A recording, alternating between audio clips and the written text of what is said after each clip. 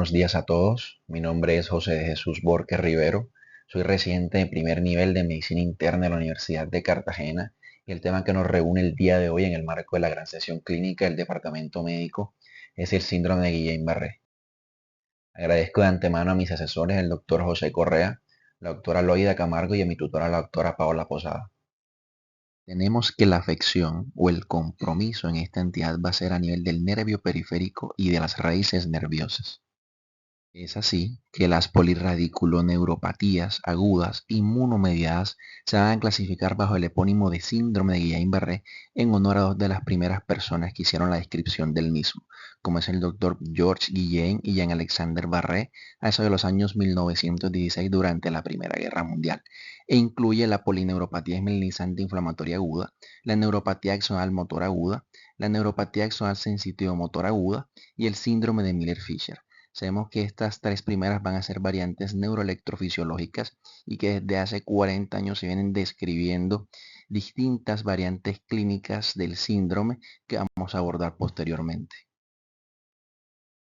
¿Cuál es el impacto? Tenemos que se presenta con una incidencia de 1 a 2 casos por cada 100.000 personas al año. Aproximadamente el 30% de los pacientes van a requerir ventilación mecánica y la variante polineuropatía esmelinizante inflamatoria aguda va a ser la comúnmente reportada hasta en el 90% de los casos.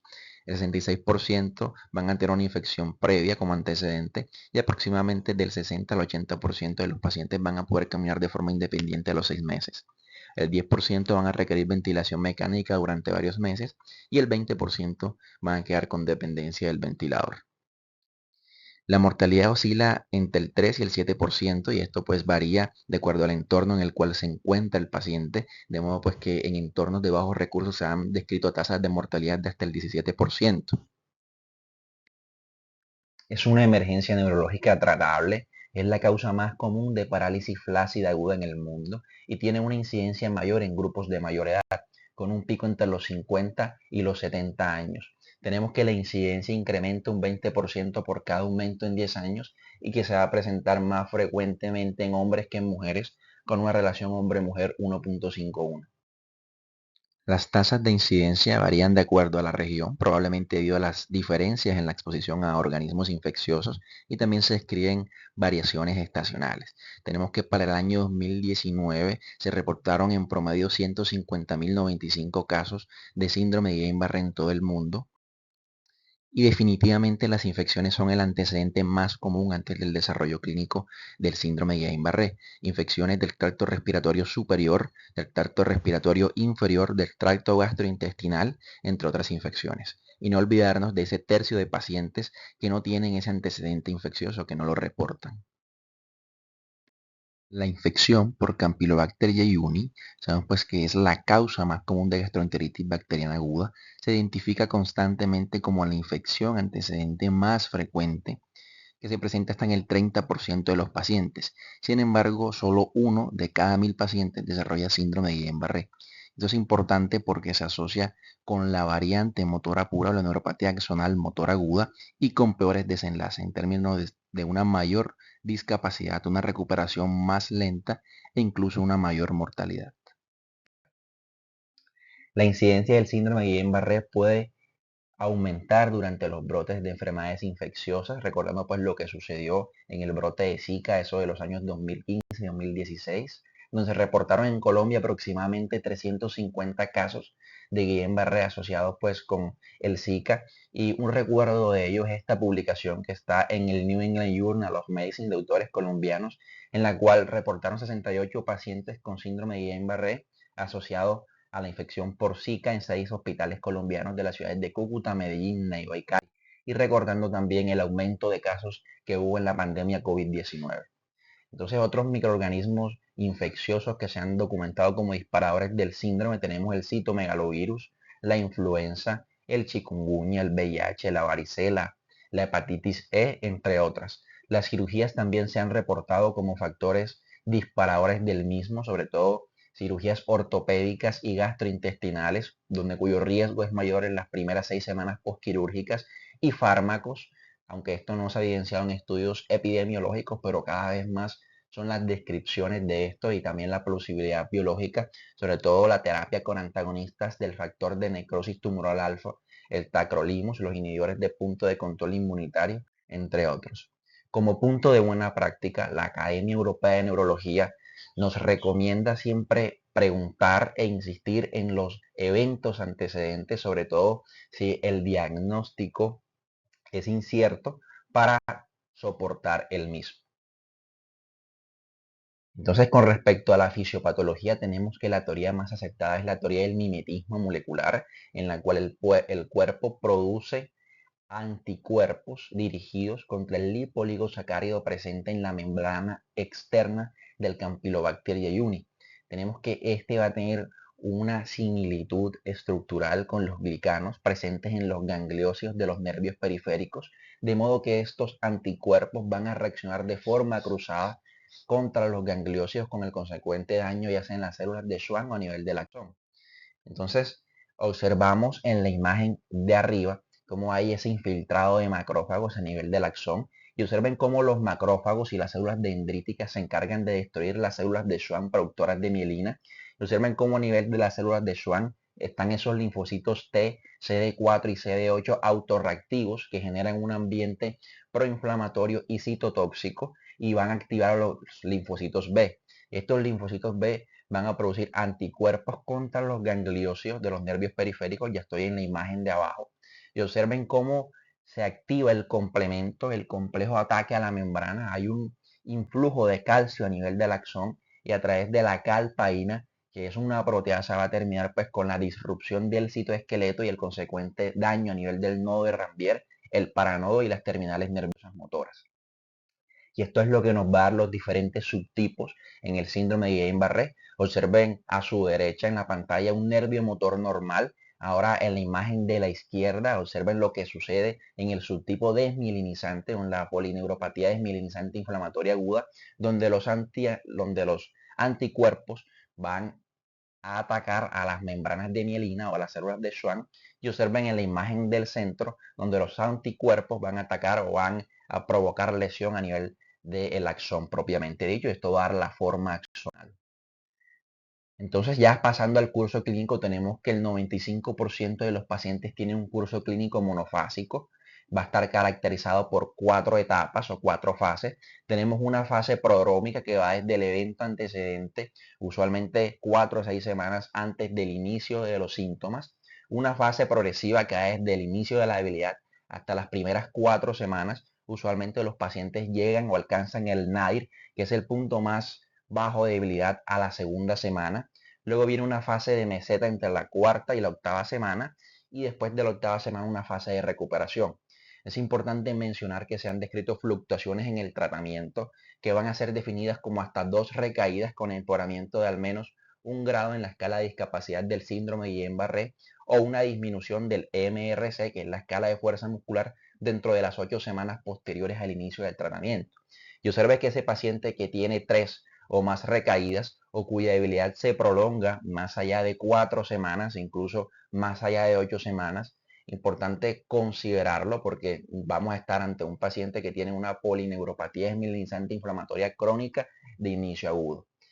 Y tenemos también pues que menos del 5% de los pacientes van a tener una recurrencia documentada.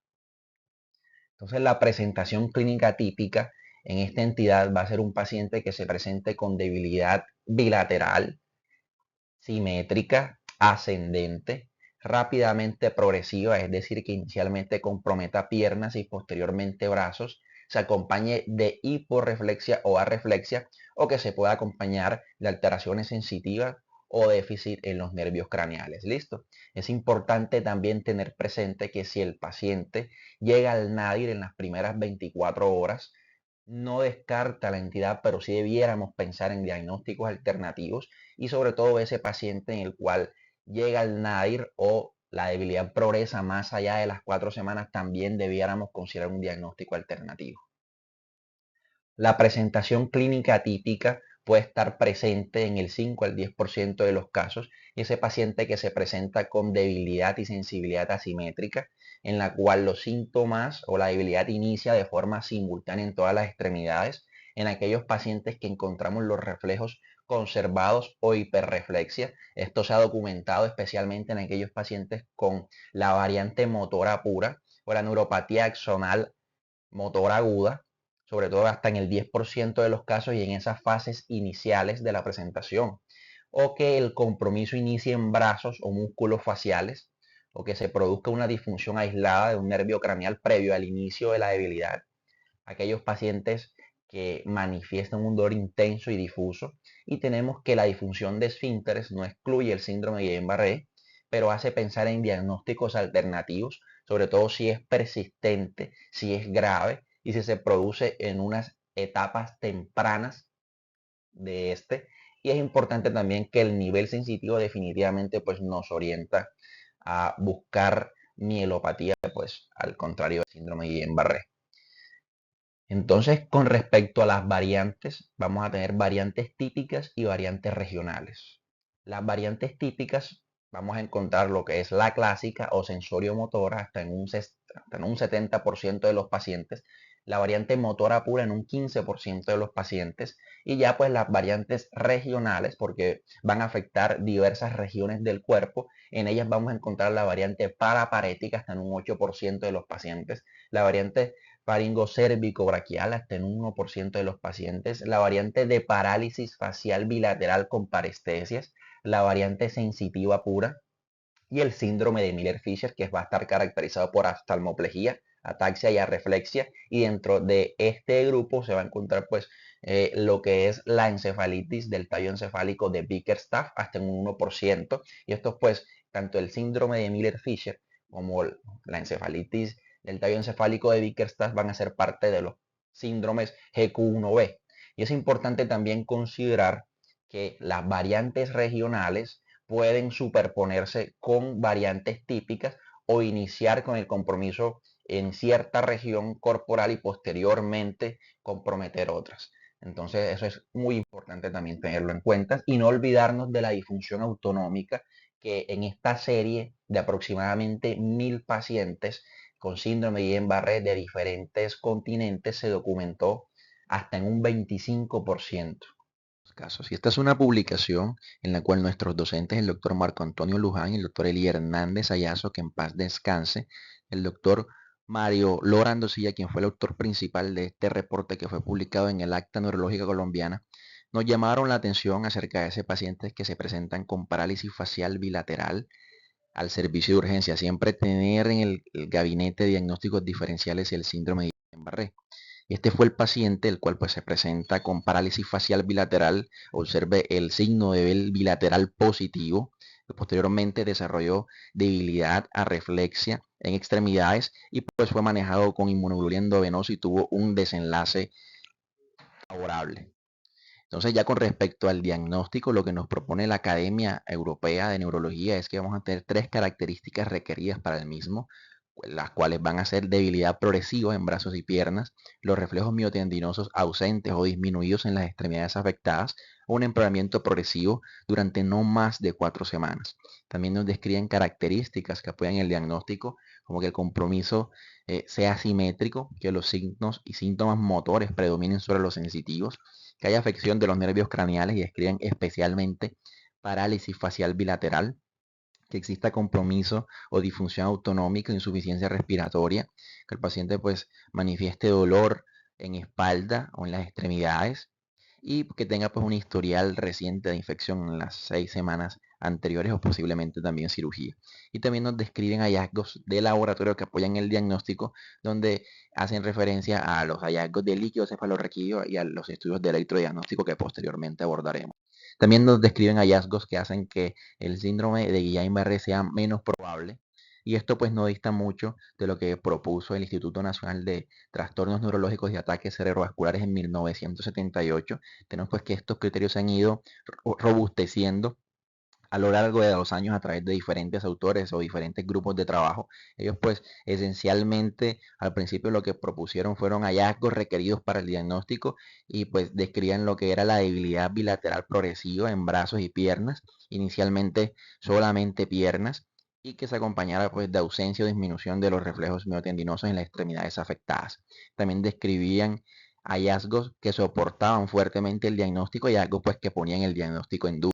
Estos son los criterios de Brighton que se desarrollaron en el año 2011 y son apoyados por la OMS, divide a los pacientes en niveles de certeza. Entonces tenemos que nivel de certeza 1 es ese paciente que cuenta con los hallazgos clínicos y con el curso clínico usual de la enfermedad y que además cuenta con los hallazgos en el líquido cefalorraquídeo y con los hallazgos a nivel neuroelectrofisiológico que apoyan el mismo. El nivel de certeza 2, ese paciente que cuenta con uno de estos dos últimos mencionados y que también pues cuenta con los hallazgos clínicos y con el curso usual de la enfermedad. Y aquel paciente con nivel de certeza 3 es ese paciente que cuenta con los hallazgos clínicos, el curso usual, pero que no cuenta ni con el líquido cefalorraquídeo ni con los hallazgos a nivel de los estudios de electrofisiología. Entonces ya pasando al líquido cefalorraquídeo tenemos pues que este se indica especialmente cuando el diagnóstico es incierto o cuando es necesario excluir un diagnóstico alternativo. Lo que uno espera encontrar es la disociación albuminocitológica, que se va a definir como un recuento de células menos de 50 en presencia de hiperproteinorraquia. Es importante también mencionar que los niveles de proteínas pueden ser normales entre el 30 y el 50% de los pacientes en la primera semana y del 10 al 25% de los pacientes en la tercera semana también pueden ser normales. Observen pues este estudio en el cual pues se validaron los criterios de Brighton. Observen pues cómo después del día 14 el 88% de los pacientes ya expresaba hiperproteinorraquia. Y esto pues fue ascendiendo a medida que pasaban los días. Entonces, en términos generales, el líquido cefalorraquídeo de forma temprana nos va a ayudar a excluir diagnósticos diferenciales y realizarlo pues de forma un poco más tardía en el curso de la enfermedad, nos va a ayudar pues a soportar el diagnóstico. Con respecto al electrodiagnóstico, cuatro perlas. Una es que no son obligatorios los estudios de electrodiagnóstico para diagnosticar el síndrome de Guillain-Barré. Tenemos que estos se recomiendan para apoyarlo, especialmente en pacientes con una presentación atípica y que permite la clasificación electrodiagnóstica, ya sea pues en polineuropatía esmelizante inflamatoria aguda, en la neuropatía axonal motor aguda o en la neuropatía axonal sensitivo motor aguda. Esto pues no tiene implicaciones terapéuticas, tal vez sí pronósticas. Es importante que lo tengamos en cuenta. Y que estos pueden ser normales cuando se realizan temprano en el curso de la enfermedad, sobre todo en la primera semana. Y pues estaría indicado repetirla entre la tercera y la octava semana. Entonces, ¿cómo evaluamos el grado de discapacidad en el síndrome de Guillain-Barré? Vamos a tener pues la escala de discapacidad del síndrome de Guillain-Barré o antes conocida como la escala de Hughes. Tenemos porque es un puntaje que va de 0 a 6 puntos y que pues a mayor puntaje, mayor grado de discapacidad. Le señalo el número 3 porque a partir de ahí se incluyeron los pacientes a los diferentes estudios que evaluaban la terapia modificadora de la enfermedad, de modo pues que haya un paciente que no podía deambular de forma independiente, pues ya se consideraba un paciente con un grado de discapacidad grave. Entonces también lo evaluamos con la escala de fuerza muscular del MRC. Tenemos pues que es una escala que evalúa la fuerza de 12 grupos musculares, que son los que vemos en pantalla. Vemos 6, pero se evalúa de forma bilateral, puntaje que va de 0 a 60 y a menor puntaje, mayor pérdida de fuerza muscular. Entonces, ¿cómo establecemos el neuropronóstico en esta entidad? Pues tenemos pues que la guía para neuropronóstico en adultos con síndrome de Guillain-Barré, publicada el año pasado en el Neurocritical Care, tenemos porque nos propone situarnos en dos fases de la enfermedad, en la fase aguda y en la fase de recuperación. Entonces, en la fase aguda debemos plantearnos cuál es esa probabilidad de que mi paciente desarrolla o tenga falla ventilatoria en ese momento agudo o que requiera una ruta de alimentación enteral diferente a la oral para discutirlo con el paciente y con los familiares. Y en la fase de recuperación, pues cuál es esa probabilidad de que mi paciente no pueda caminar de forma independiente a los 6 meses. Listo. Entonces, para ello se han desarrollado diferentes modelos clínicos. Uno de ellos, pues, es el EGRIS Score, el cual determina o predice la probabilidad de 1 al 90% de que un paciente requiera ventilación mecánica dentro de la primera semana posterior al ingreso hospitalario. Este, pues, se desarrolló en 197 pacientes con síndrome de Guillain-Barré en una corte prospectiva y en 191 pacientes en una corte de validación en la cual pues alcanzó un área bajo la curva de 0.84. Entonces lo que evalúa es el tiempo del inicio desde la debilidad hasta la consulta al hospital o aquel paciente que se presenta al momento de la admisión hospitalaria, ya sea con debilidad facial o vulvar, y cuál es el puntaje en la escala de fuerza muscular del MRC. Entonces nos va a estratificar el riesgo en riesgo bajo, riesgo intermedio y riesgo alto de ventilación mecánica en los primeros 7 días. Y el EGRIS modificado, que es una modificación del mismo, este pues va a estimar el riesgo de requerir ventilación mecánica en cualquier momento dentro de los 2 siguientes meses. Este es importante pues que se puede utilizar en todo el espectro del síndrome de Guillain-Barré, ya sea pues en casos leves y variantes, pues este se desarrolló en 1023 pacientes de la corta IDOS, pues, que es una corte que incluye pacientes de todos los continentes y pues es uno de los estudios más grandes en síndrome de Guillain-Barré. Alcanzó también un área bajo la curva de 0.84 y lo que evalúa es la debilidad vulvar, también el tiempo desde el inicio de la debilidad hasta el momento de la admisión en días, el grado del MRC con respecto a la flexión del cuello o a la flexión bilateral de las caderas, y nos estadifica también el riesgo bajo, riesgo intermedio y el riesgo alto de ventilación mecánica. Es un puntaje que va pues de 0 a 32 puntos y obviamente pues a mayor puntaje mayor riesgo. Ya pues con respecto al neuropronóstico a largo plazo en la fase de recuperación tenemos lo que es el EGOS y el EGOS modificado. El EGOS va a predecir la probabilidad de no poder caminar de forma independiente a los 6 meses y los parámetros que evalúa es la edad al inicio en años, el antecedente de diarrea en las últimas 4 semanas y cuál es el puntaje en la escala de discapacidad del síndrome de Guillain-Barré. Con respecto pues a la variación o al cambio que tiene o la modificación en el EGOS modificado, es que pues este no va a tener en cuenta la escala de discapacidad del síndrome de Guillain-Barré, sino que tiene en cuenta el puntaje de la fuerza muscular de acuerdo al MRC. Este se puede calcular, el EGOS modificado, al momento de la admisión o a los 7 días de la admisión y va a predecir la probabilidad de no poder caminar de forma independiente al mes, a los 3 y a los 6. Entonces, una vez realizado el diagnóstico, siempre debemos hacernos la pregunta, ¿cuándo derivar a mi paciente a la unidad de cuidado intensivo? Y tenemos que se han documentado diferentes factores de riesgo que se asocian de forma independiente con el requerimiento de ventilación mecánica. Uno de ellos es una consulta temprana al servicio de urgencias, al centro hospitalario, que se define pues como menos de 7 días desde el inicio de los síntomas, como la incapacidad para toser, como un grado de discapacidad del síndrome de Guillain-Barré mayor o igual a 4, tampoco pues la incapacidad para elevar el hombro en la abducción horizontal, también la debilidad a la flexión del cuello y que aquellos pacientes pues que se presentan con una función hepática alterada.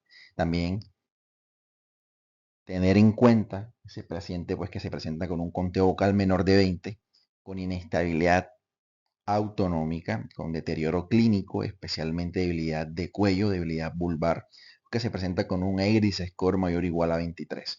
Y así evaluamos las pruebas de función pulmonar, ese paciente que se encuentra con una capacidad vital forzada menor de 60% del predicho ojo vigilelo, ese paciente que tiene una capacidad vital forzada menor de 20 mililitros por kilo o que tiene una presión expiratoria máxima menor de 30 centímetros de agua o una presión inspiratoria máxima menor de 40 centímetros de agua, o aquel paciente que tiene una capacidad vital forzada con una reducción más del 30% de la línea de base también.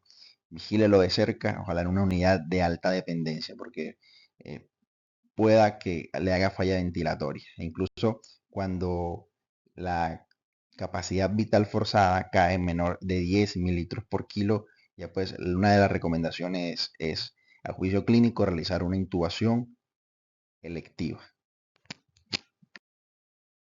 Y bueno, ya entrando en el tratamiento, tenemos la terapia modificadora de la enfermedad. Tenemos pues que dos intervenciones han demostrado ser efectivas en esta entidad, lo que es la terapia de recambio plasmático y la inmunoglobulina endovenosa. Tenemos pues que el principio es que la terapia de recambio plasmático remueve esos autoanticuerpos, así como el complejo de ataque a la membrana y modula la inflamación. Y la inmunoglobulina endovenosa neutraliza los autoanticuerpos, inhibe el complejo de ataque a la membrana y modula la inflamación.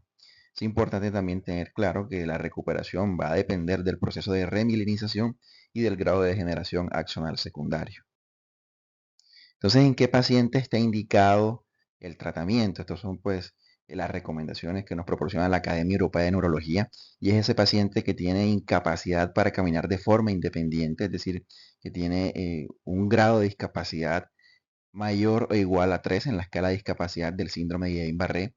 Bueno, aquellos pacientes ambulatorios, es decir, pues que tienen un grado 2, pero que tienen debilidad rápidamente progresiva, insuficiencia respiratoria o disfunción autonómica o vulvar. Entonces tenemos que la terapia de recambio plasmático ha demostrado ser eficaz hasta las 4 semanas posteriores al inicio de la debilidad, con una mayor eficacia al inicio en la primera semana. Y con respecto a la inmunoglobulina endovenosa, es eficaz hasta 2 semanas posteriores al inicio de la debilidad. Con respecto a la terapia de recambio plasmático, esta es una revisión sistemática y metaanálisis realizada por el grupo Cochrane, en el cual pues reunió los estudios que compararon dicha intervención con la terapia de soporte, y los desenlaces que evaluaron fue la capacidad de caminar con ayuda a las 4 semanas, la dependencia del ventilador a las 4 semanas, la recuperación de la fuerza muscular al año, las recaídas al año, las muertes al año y las tasas de infección severa. Entonces, se encontró que en aquellos pacientes que recibieron la intervención, es decir, la terapia de recambio plasmático, lograron en mayor porcentaje caminar con ayuda a las 4 semanas, siendo esto estadísticamente significativo. Tenían pues también una menor dependencia del ventilador. Se documentó un aumento en las recaídas al año. Sin embargo, cuando se evaluó la recuperación de la fuerza muscular también al año, esta se produjo pues en mayor porcentaje en este grupo de pacientes que recibieron la intervención. No hubo un impacto estadísticamente significativo en las muertes al año ni tampoco en las tasas de infección severa. Entonces, cuando la terapia de recambio plasmático se vuelve el estándar de manejo, que después que comienzan a realizar los estudios con inmunoglobulina, pues vamos a encontrar que en adultos no existen estudios que hayan comparado la inmunoglobulina endovenosa versus la terapia de soporte, por lo que los estudios eh, con los que se cuenta es pues siempre comparando tanto la inmunoglobulina endovenosa versus la terapia de recambio plasmático. Y observen pues en esta otra revisión del grupo Cochrane que evaluaron pues desenlaces similares. En realidad pues no se encontraron diferencias estadísticamente significativas en una u otra intervención, por lo cual la recomendación del grupo de trabajo de la Academia Europea de Neurología es utilice la intervención que tenga disponible en su centro en el cual labora, con los tiempos establecidos. Y con respecto a la terapia de recambio plasmático, pues se proponen de 4 a 5 recambios en 1 a 2 semanas, con un volumen total a intercambiar de 12 a 15 litros.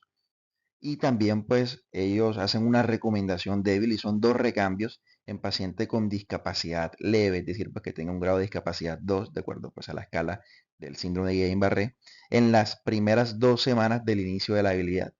Y no olvidarnos de las contraindicaciones de esta terapia, como por ejemplo aquel paciente con inestabilidad hemodinámica, con derrame pericárdico, con sepsis y las complicaciones que se pudieran presentar como hipotensión, reacciones transfusionales, trombocitopenia, problemas asociados con el catéter, como por ejemplo infección, hematomas, trombosis, daño vascular, disminución del fibrilógeno, entre otros. Y con respecto a la hemoglobina endovenosa, pues los ensayos pues, que la evaluaron lo utilizaron una dosis total de 2 gramos por kilo administrado pues, en 5 días. Entonces, con un promedio de 0.4 gramos por kilo día durante 5 días. Entonces, no olvidemos pues, las reacciones de hipersensibilidad con la administración de esta y las complicaciones que se han descrito: cefalea con o sin meningitis aséptica, erupción cutánea, lesión renal aguda, hiperviscosidad, fenómenos trombóticos como ataque cerebrovascular, infarto agudo del miocardio.